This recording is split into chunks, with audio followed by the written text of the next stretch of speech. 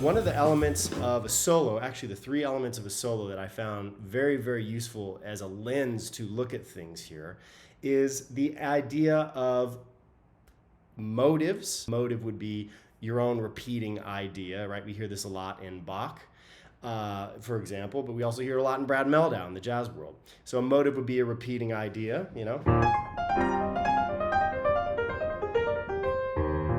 Right? Some sort of sequenced idea through, you know, a scale or whatever. So we have some of that. We also have lines, which are, you know, syncopated eighth note lines, which perhaps, you know, don't repeat as much of the ideas. And we also have melody fragments.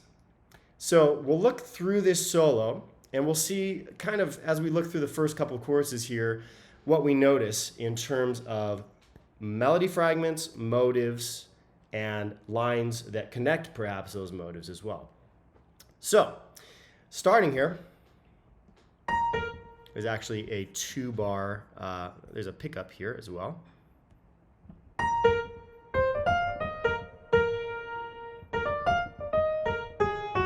Okay, already we've introduced some motives here. So we have this idea of an enclosure as a motive. If we look at the really the second pickup measure, we have C, D, F, D, and feel free to play along with this stuff as well.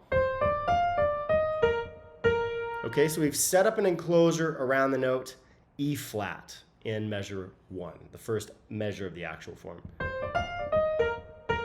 Okay, we enclose E flat again, and now we're playing more of an outline of an E flat minor.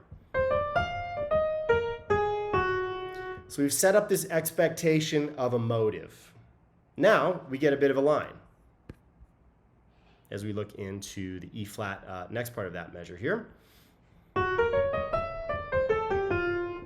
Right? So now we have something that has not been introduced before. This is an excellent principle for starting out a solo, is to start with something motivic. Now, I would argue that Wynton Kelly is a little bit more line-based, and he plays brilliant bebop lines, but there are some great motives we'll see, and you can actually make longer eighth note lines out of motives, which is pretty fascinating too. So we go into some line work here from the F major 7. Okay, that I want to point to that little motive on E major 7. He plays the 7th of the scale, the 1, the 3, the 5, and the 6 if you want to include the next measure as well. So what's interesting is that arpeggio is part of a line, but it actually will recur as a motive as well. This 3-5, 1-3-5 with a passing note into it. We're going to see that recur again and again and again over E flat. He also uses it over B flat as well. Right? So the idea is it's essentially a major chord with a half step leading into it.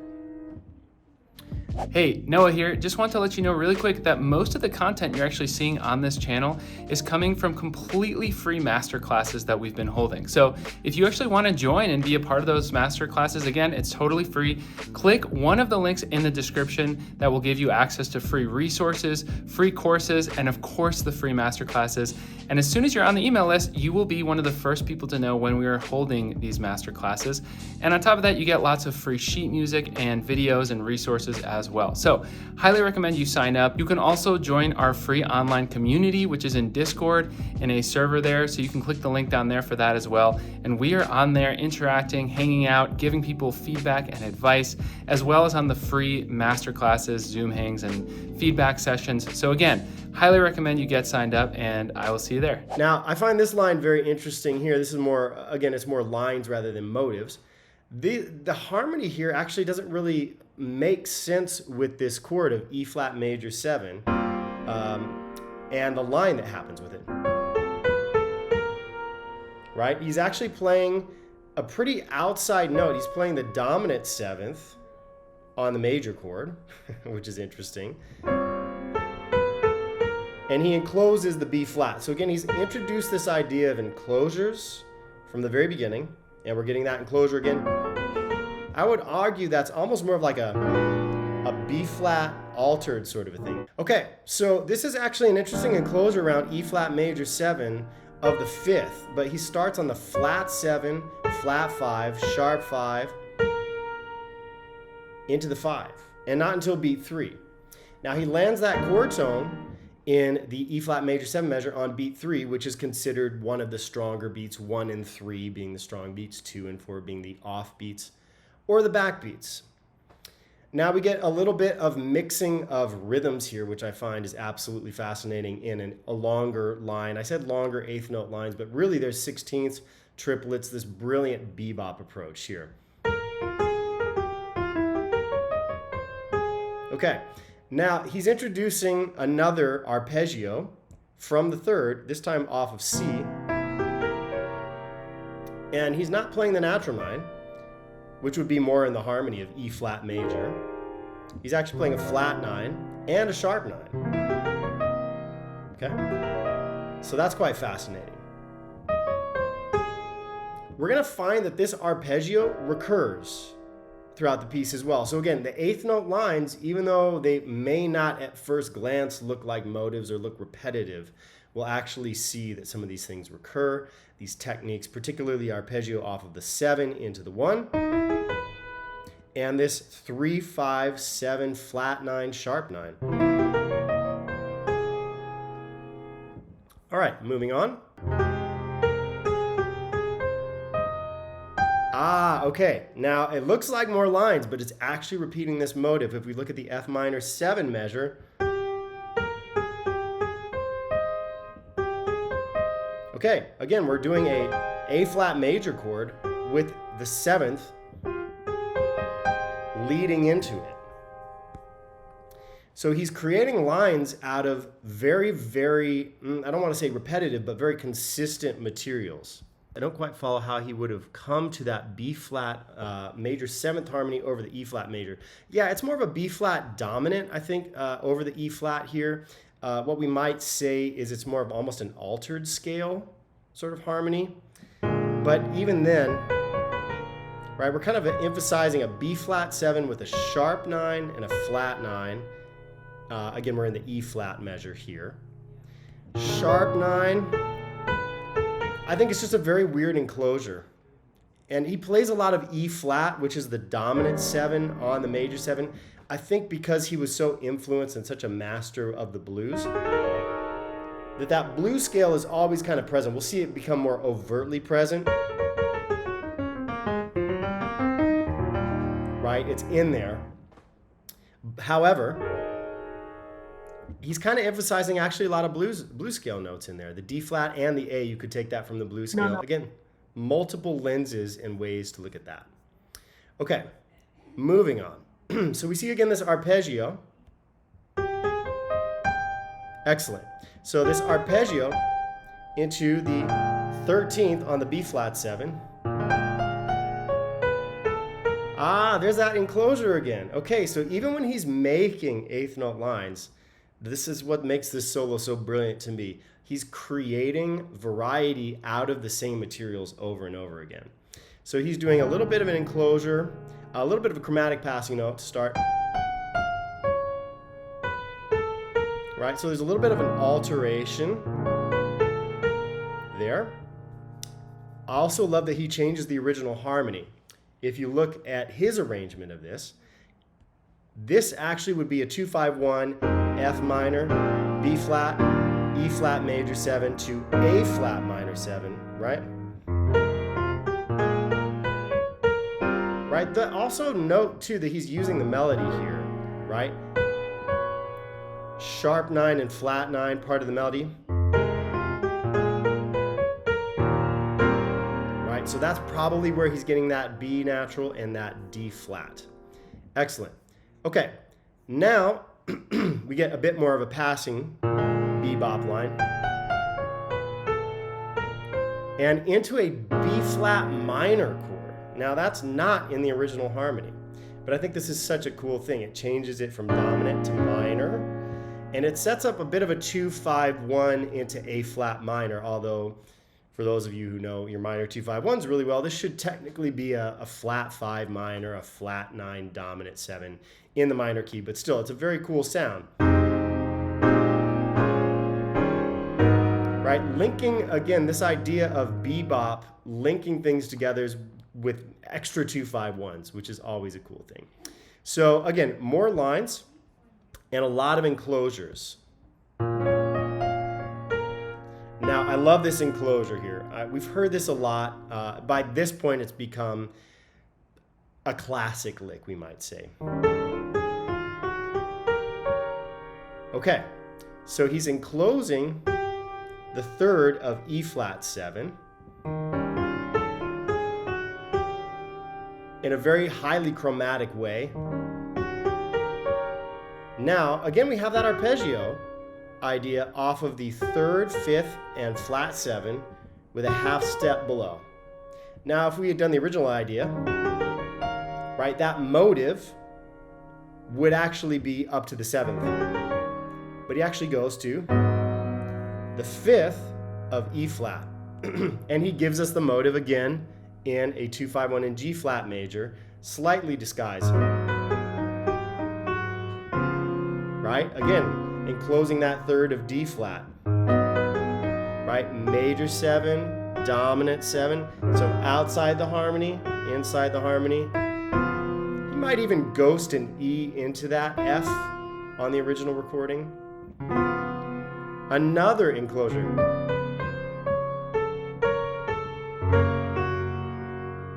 Right? So all of these lines are made up of such fascinating motives. Another motive that is very common that we learn when we're outlining changes is the 1-2-3-5 pattern. So far we have a lot of enclosures around the 3rd, arpeggios from the 7 to the root, and from the flat 3 to the 3, or just right off the 3rd. Now we get a 1-2-3-5 pattern. Very, very, very clear. 1-2-3-5. Excellent. Okay. Now we've introduced something new. This is something I always tell folks when they're learning a solo. Introduce an expectation and then play with that. As we look back at the transcription, we start with an enclosure around the root.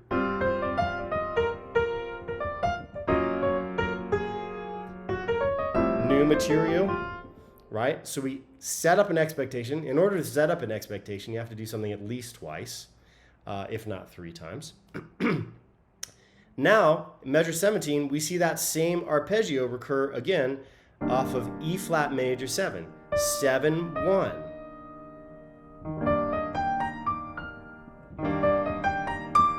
Now he connects it with a bit of a scale and a little bit of a 16th note just to vary up the rhythm. The precision rhythmically in this thing is just so amazing to me as well.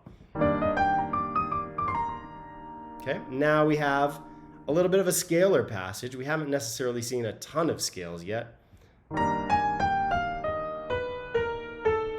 Okay, excellent, right? A lot of chromatic scale. He chooses a really nice note to land on for E flat. Now, he starts giving us the blues scale. So we've seen some of these outside notes. We've seen D flat, even on an E flat major. We've seen A. We've seen maybe even the minor 3rd G flat. Now we're going to see that as we get to the actual minor chord. Okay, now for the first time we've injected a blues motive, right?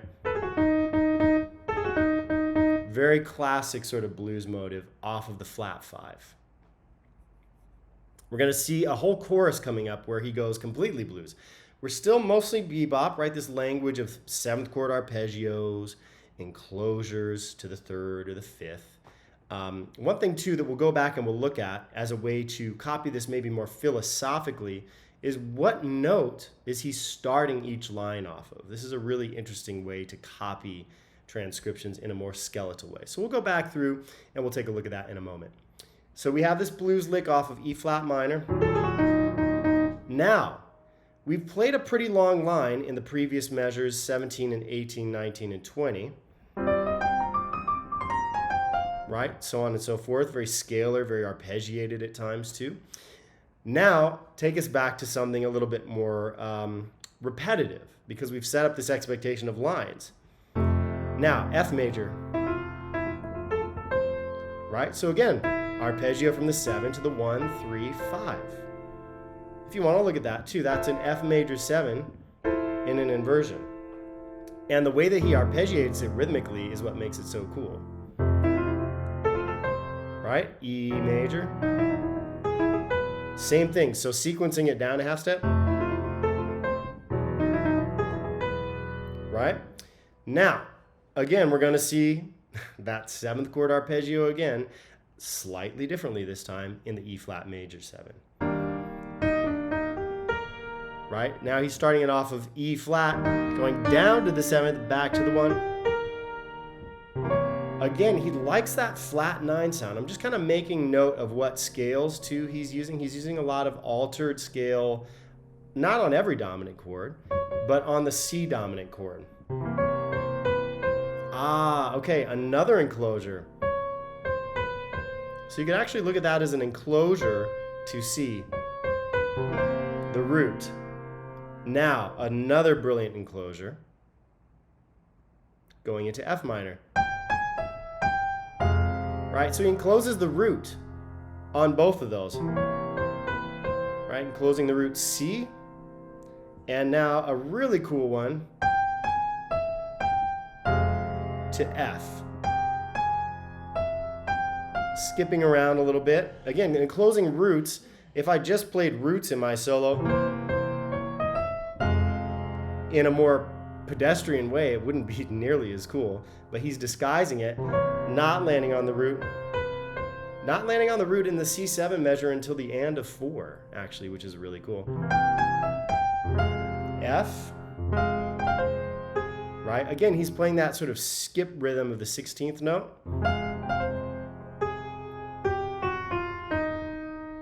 We're going to see another familiar piece of material here in just a moment on the G7, which is a G7 altered. Really, that probably could have been a little bit better notated, but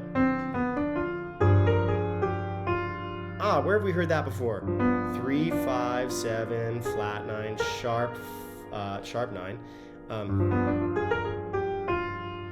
We've seen that on the C7. It's the exact same lick transposed. Right here in measure 8.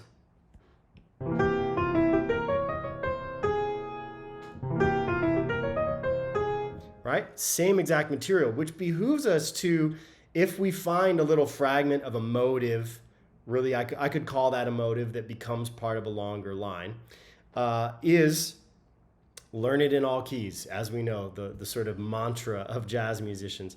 Okay, can I learn that in all keys, right? 3, 5, flat 7, flat 9, sharp 9. Right? Some keys are going to be a little bit harder than others. Right? Some of the flat keys or keys with lots of sharps and flats, going to be difficult. Okay, so motives making up eighth note lines is the way to go, rather than, I think, just playing a bunch of random eighth notes. There is so much logic to these lines. All right, I want to get us into the next chorus just a little bit, because there is such brilliant, that was just the first chorus, by the way, we're not even all the way through. There's just such brilliant switch up of the feel in chorus 2. And this is something else that my teacher, Daryl, taught me a lot of, which is have a strategy for each chorus, right? Maybe I play really inside first time. Second time I could play outside in a way that doesn't have to be super complex. As you can see, he's starting to bring in some more blues scale. I'll play this for y'all in just a moment here. We'll get through that. But his strategy from chorus 1 to chorus 2 is bebop mostly chorus 1. We see how that material recurs. 3, 5, 7, 9, flat 9 arpeggio, 7, 1, 3, 5, 7, 9, all these sorts of arpeggios. Outside versus inside, yeah. Where's your May? Yeah, good question. Outside meaning, if you're familiar with the blues scale, there's two forms of the blues scale, but the one that's possibly more well known is what's called the minor blues scale. Sounds like that in E flat. If we look at that with respect to an E flat major chord, there's a lot of outside notes. 1, flat 3, 4 would not be in the chord, but that's technically an E flat. Sharp 4, the blues note.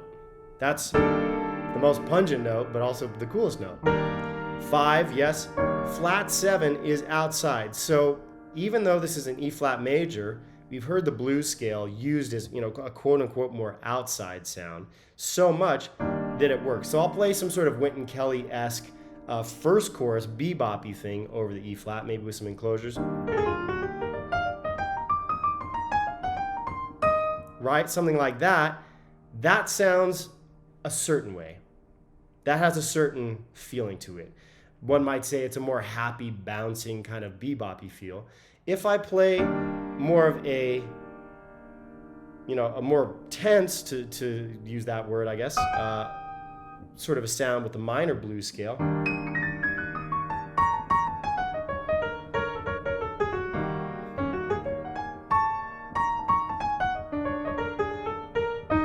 Right? I'm going to have to resolve it to an E flat major sort of a sound at some point. Probably play a minor third to a major third to resolve it somehow. But that has two very different flavors. Maybe outside and inside isn't the term you want to use. It could be, brighter, darker, less tense, more tense, whatever that might mean to you. Again, the subjectivity of music is actually the beautiful thing, because you might make a different choice. What sounds bright or mellow to you might be totally different for the next person. So just to review the bit of the end of this chorus, we've seen most of it, right? We saw this arpeggio, again, this familiar arpeggio off G7. Now, I love this. Now, we're going to see basically that same arpeggio that we've seen many times before. 7, 1, 3, 5, 7. Basically a major 7 chord with the 7th on the bottom as well. Even if you just play that, it sounds very bebop-y. One of the things that you can do with licks is you don't even have to transpose them. You can just try to play the same set of notes over a new chord and see if I have to change anything. Now, he does something interesting on the C minor. He goes, right? He's playing the major 7. So this is actually, he's implying a minor chord with a major 7th. One of my favorite sounds. Now, typically the harmony there would probably be more of a C minor 7, but he's giving us a little bit more color. So we could play that lick that we learned off of E flat. Sounds great over E flat. Also sounds great over C minor. So one of the things when you memorize a lick that I think is crucial is to, if it's a lick that fits over a particular chord type, which hopefully it is, like this is a major 7 chord. What's the relative minor of this chord? C minor. So if I learn a major key lick, maybe I can also learn to fit that over the same relative minor without even changing the notes. Now, I could also transpose this, right? So the lick is 7, 1, 3, 5, 7. Now I could use that same number system on the minor chord. 7, 1, 3, 5, 7. Right? It actually kind of loses something for me. I almost like keeping it in the same place and molding the lick to fit over it better than actually transposing it. So here it is. Here it is over E flat. Now here it is transposed over C minor.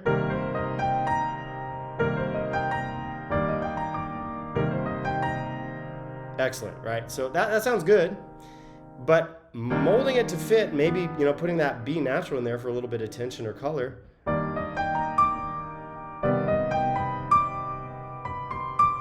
Right? That has a little bit more interest to it to actually keep the lick in the same place. So when you find these motives, I mean, this is a little silly perhaps, but I would try it over every single root note, for example. So I'll play over an E flat. Excellent, sounds good. Now, would it work over a D? Well, wouldn't work over a D major 7, maybe a D it's got a G in there, so oh, what about a like a D, a B flat chord over D? You have a little bit of a non-chord tone, the 3 to the 4, right? Okay. What about D flat? Ooh, that might be a tricky one. Okay, some of them just don't work. You might find a chord that works. Maybe not. C minor works. And notice I'm not changing any of the notes of the lick, really. Okay, what about B? Okay. A lot of outside notes in there that are crunching. So what if I change some of the notes to fit it? Okay, so I changed the G to a G flat, or an F sharp in this case, and the D to a C sharp. That's molding it to fit. So just because you know a lick, so often it's like learning any language. We learn our favorite word or phrase and we just use it everywhere in the same exact context over and over and over again, which is important in order to have it become automatic. However, you can also write, yes, exactly, Gene. Yeah, D7 sus flat 9 would be an excellent choice for that chord, yes. A little more mysterious sounding, right? So you start to, let's say you start to conjugate that verb, so to speak, into different contexts.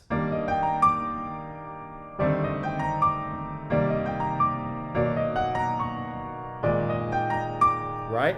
Oh, that works really well actually over like a B flat sus or an A flat or a B flat chord. Sounds good to play the third on there, right? So you might actually, what's interesting is you might actually find a context that you like better than the original lick off of that particular chord from the original sound. So I think that's absolutely fascinating. And yes, Gene, thank you. Yeah, that's a very interesting sound. D flat sus with a flat 9. Absolutely, that would be a great place to use that lick. Okay. Over the F sharp diminished, we get a fully diminished 7th chord going down. Sometimes you don't have to reinvent the wheel. It's just a literal arpeggio of the diminished 7th, diminished 5th, minor 3rd, and root. Right? Going down the diminished, aspects of the diminished scale, if you're familiar with that. The whole half diminished scale is being used there for anybody keeping score at home. Okay, now, towards the end of the course, this is another very, very important thing, is as we move from one technique to the next, we don't want to just immediately go, boom, now it's the blues chorus, okay? That you can, and that gives a particular effect. However, he's blending it very, very well. You'll even see, too, where he leaves off with his line on C in the last measure of the F sharp diminished. He gives us a high C, so he's kind of tying it together with his note choice.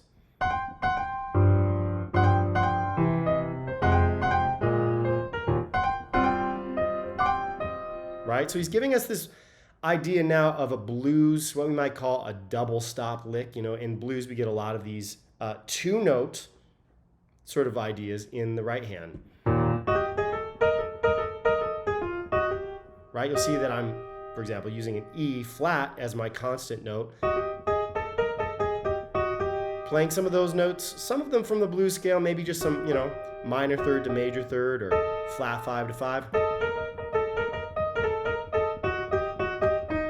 Right? Such a classic blues sound. He's actually doing it in a very hip way off of the 13th, I guess you could say, of E flat, or the 6th of the scale. And he's sliding into the 3rd and the 6th. And it works over that G minor, works over the C7. Again, he's found a lick that weaves through all of these chord changes in a very, very cool way. So that lick is absolutely fascinating to me, how he just starts introducing such a different feel. We've heard single note lines, and now we're getting, dyads, not, triads or full chords, but we're getting something a little bit more unique. So just from that last 4 bars, last 8 bars, right, you get very bebop-y.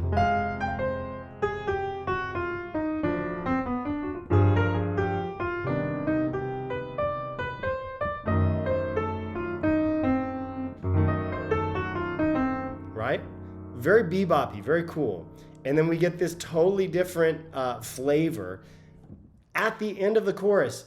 Like a good writer or a good director, or anybody who's telling a story, you weave the plot threads together rather than here's this character, this is what they do.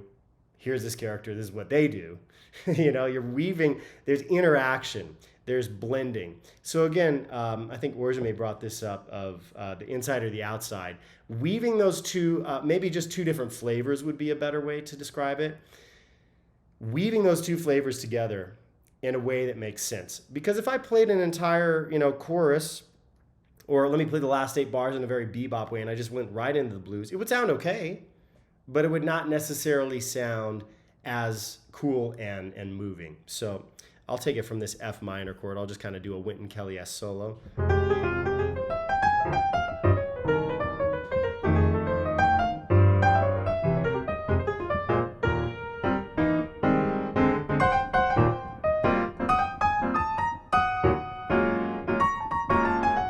Right, you can see that's a very different flavor, and it felt pretty good to go right there.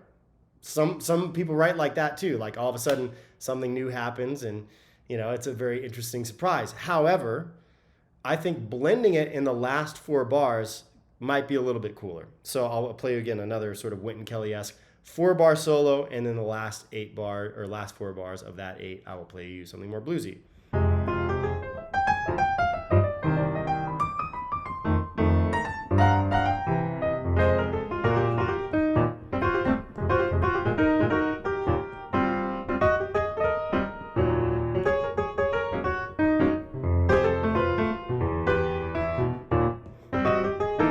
Right? It moves me more seamlessly into that blues sound.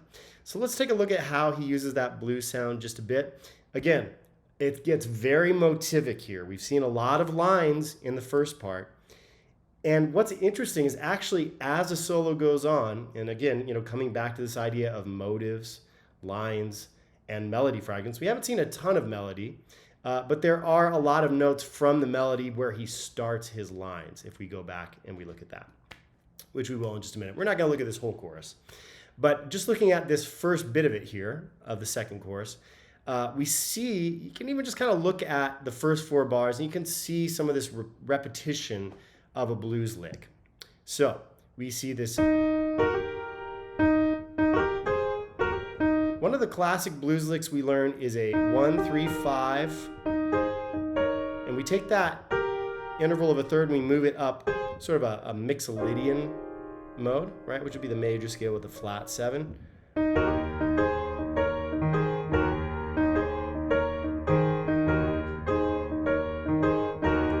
Right? He's using that particular motive here. And you can see he's rhythmically displacing it.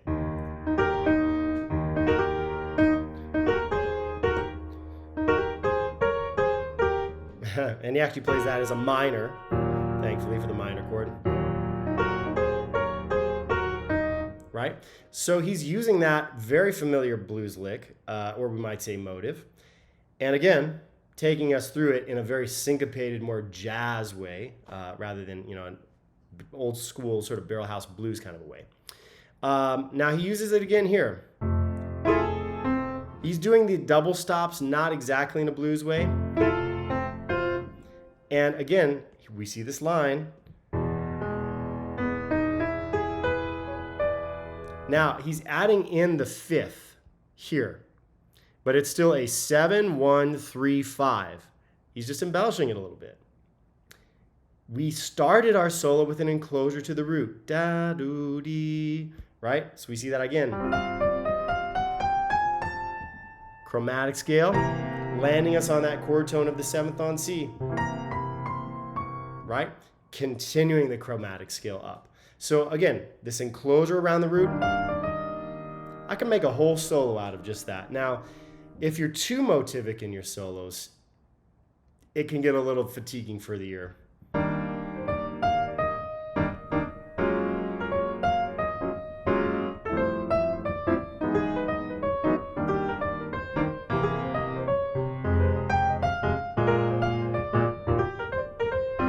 Right? At some point, we're going to need to hear a line. right? So we can copy this philosophically, or we can copy this note for note, which is good, you know, learning particular licks. But if I play a couple of motives and I connect it with a line, let's use that idea of enclosing around the root.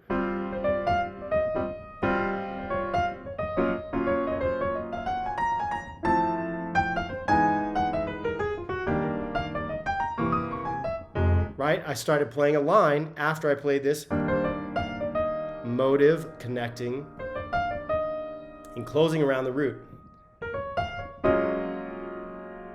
And then I started playing. I sequenced that same idea. Again, taking an idea from Wynton Kelly, new motive, maybe a line, right? Ah, there's that enclosure to the root. Okay. Ah, okay, I didn't play exactly his line, but again, I used that enclosure to the fifth. Okay, so we're starting to copy this more as the idea of what he's doing rather than note for note.